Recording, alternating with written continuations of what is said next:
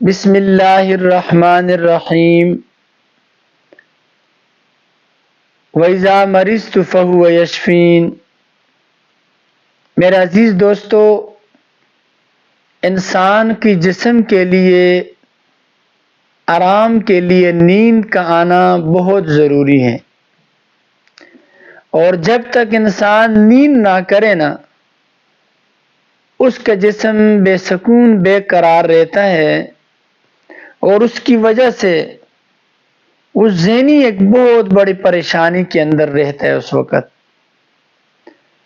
اور سکون کا نیند کا آنا یہ بہت بڑی نعمت ہے۔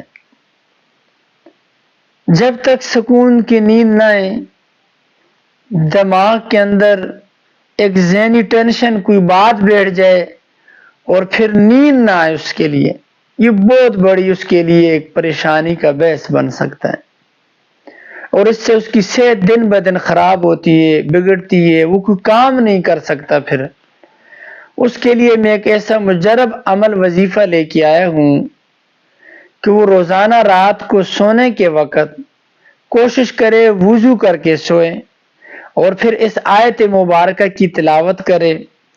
اس سے پہلے، تلاوت کرنے سے پہلے یہ وظیفہ پڑھیں: بسم اللہ الرحمن الرحیم، ان اللہ وملائکتہ یصلون علی النبی یا ایہا الذین آمنوا صلوا علیہ وسلموا تسلیما۔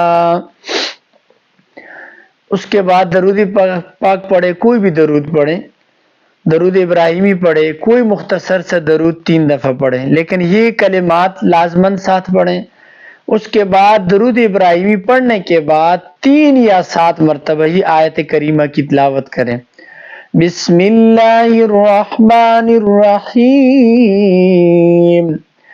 قل اللہم مالک الملک تؤتی الملک من تشاء وتنزع الملک ممن تشاء وتعز من تشاء وتذل من تشاء بیدک الخیر انک علی کل شیء قدیر، تولج اللیل فی النہار وتولج النہار فی اللیل وتخرج الحی من المیت وتخرج المیت من الحی وترزق من تشاء بغیر حساب۔